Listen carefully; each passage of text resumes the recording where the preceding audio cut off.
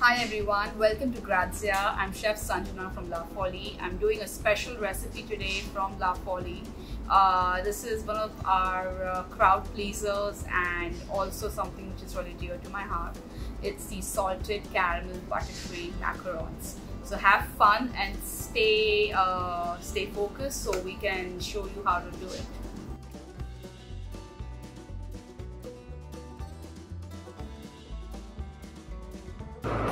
When you're making a caramel ganache, you first have to warm the glucose in the saucepan. This will help us to, caramelize the sugar a little bit more evenly rather than crystallizing at the bottom of the pan. I'm adding the sugar, not all the sugar at one part, in 3 goes. Make sure you do not overstir. Add the balanced sugar. Since this is a small quantity, I've added the sugar in 2 parts. I'm going to let this caramelize and then stir. You see the sugar first starts becoming wet, starts sweating actually, before it starts caramelizing. You always start caramelizing from the side of the bowl and then caramelize in the center.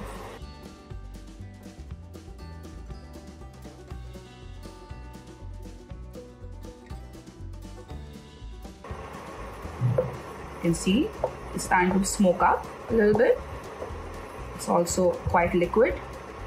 That's when I can start adding my cream. Now I add the cream added in few parts, really slowly. Otherwise, if I add too much of it together,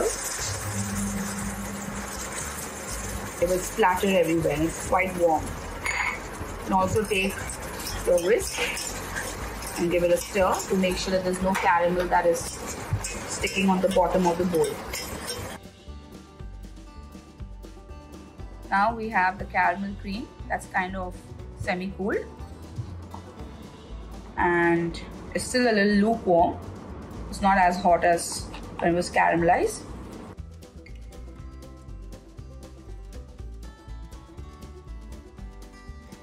I'm going to sprinkle some Himalayan salt.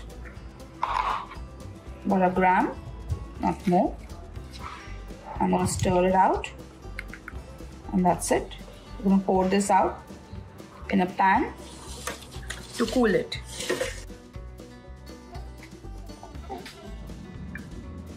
I'm adding 1 part of the egg whites and a little bit of egg white powder into the KitchenAid mixer, the whisk attachment. And I'm going to start this on slow speed.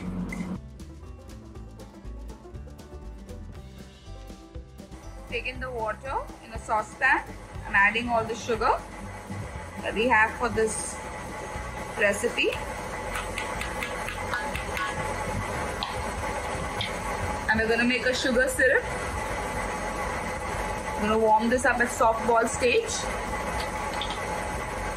Cook the sugar syrup to 118. That's the most important thing when we are making an Italian meringue. We have to cook this to 118, and this sugar syrup is going to be poured into the egg whites.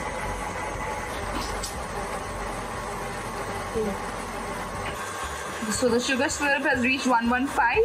We're now going to let it increase to 118.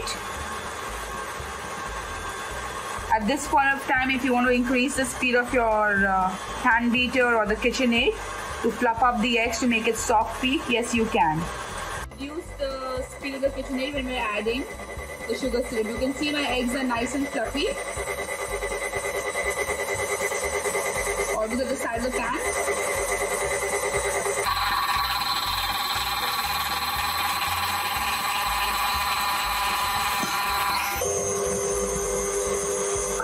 Then increase the speed immediately. Otherwise the sugar syrup will stick at the base of the pan. So we need to increase the speed as soon as the sugar syrup goes in. And this is going to whip up. It's going to start becoming glossy as it cools down. And we are looking at it to be at about lukewarm temperature, about 45 to 50 degrees. That's what we're looking for.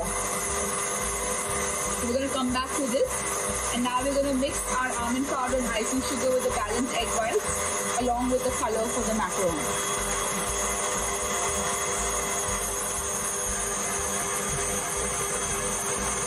So we have the balanced egg whites and we have a little bit of orange color for the caramel macarons, and we're going to mix this up.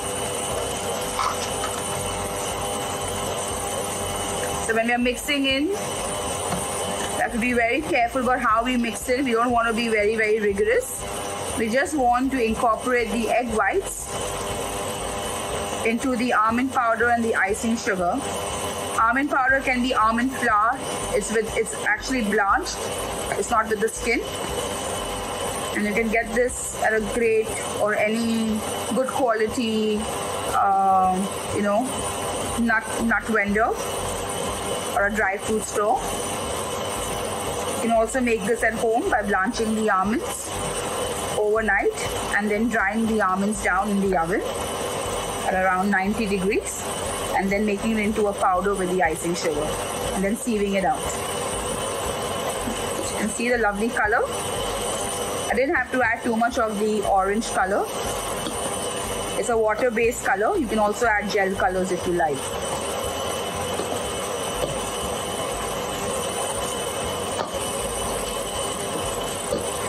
So I'm mixing from the center and then to the edges, and then again from the edges to the center.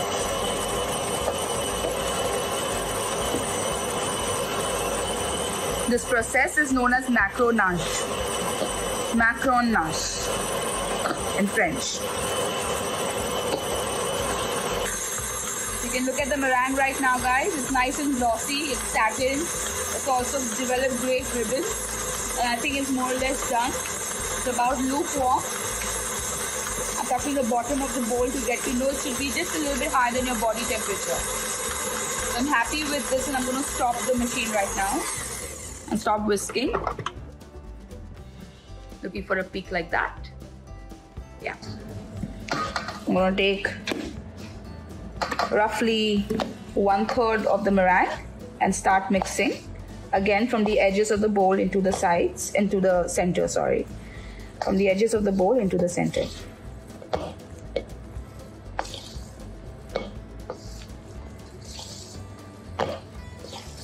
This process can be a little hard initially, but as soon as you start mixing, it will start loosening up.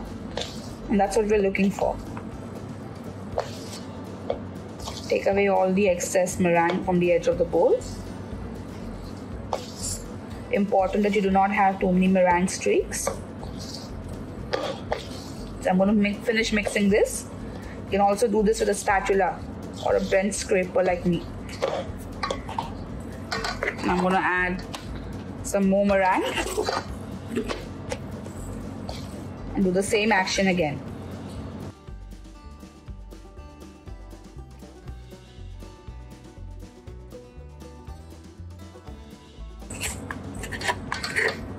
I'm not going to take the meringue that's on the edge of my bowl because that can have some sugar crystals which are not dissolved, and you might have those little crystals that come into your macaron later post baking, so that's not a good idea, and that would be a great tip for some of y'all. Sometimes when you have these little strands or sugar crystals in your macaron, you can't even bite very well. So I love the color. It's a nice peachish orange, nice and dainty. I like pastel colors for my macarons. So we're going to finish mixing before we start patting it to make the batter a little bit more flowy and runny, and also a little bit more even when it comes to texture and giving that little velvet gloss look. Now we're going to start patting this up. At this point of time, we should not have any sort of meringue into the batter like streaks. So you see, I'm patting it and then I'm again folding it to the center.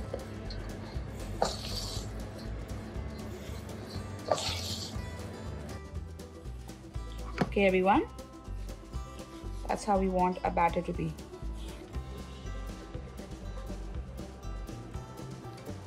And then give it a little bit of a tap, just just to see that the gloss is even. So we're gonna take a round 10 number nozzle.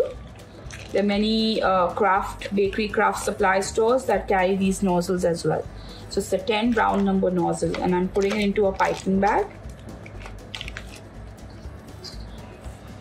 We're not going to fill the piping bag completely. That's really important for even pressure whilst you're piping. So just halfway in the piping bag is enough. No air bubbles, otherwise the macaron might just burst, and also do not want air bubbles to come. So if you see this kind of air bubble, just push it out. There we go.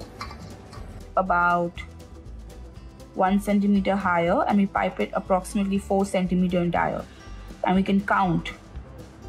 Usually I like to count when I'm piping my macaron. So 1, 2, 3, 4, and 1, 2, 3, 4, 1, 2, 3, 4.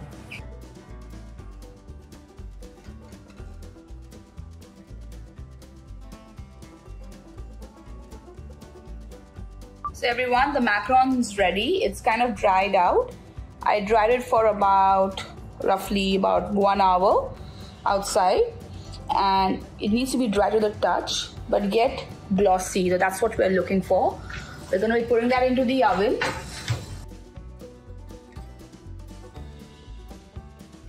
And what we really need to look at right now is that while we are baking, we're going to open the oven door when the feet just rise up to make sure that the macaron collapses and settles in rather than just spreading out. That's the perfect way of understanding whether a macaron is nicely building up in terms of its structure. So that's really important. So around the 10th minute while we are baking, we're going to open the oven door just to let that steam out. So let's bake this at 140. I had preheated my oven already at 160 odd, and we're putting this at 16 minutes for baking. So let's finish baking this and we're going to come back to you.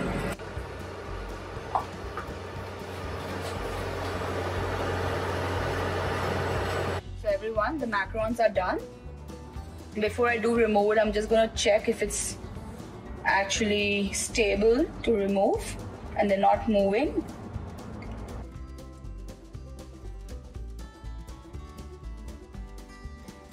Everyone, I have already cooled my macarons down and I've kind of paired them. So when you're pairing the macarons, you have to make sure the diameter of one macaron resembles the diameter of the other macaron.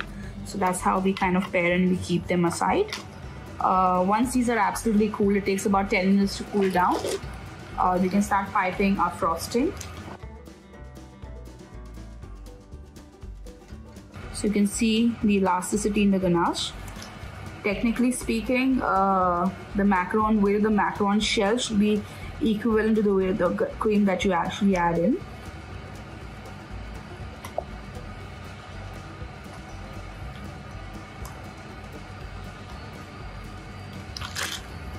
And now I'm going to sprinkle some sea salt, because this is a sea salt macaron.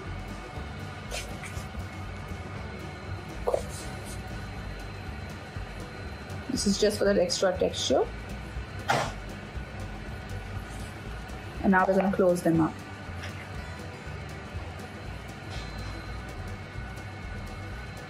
So when we close, we kind of press it down and we twist. So the ganache is same on all the sides. That's what we're looking for. So we press and then we twist.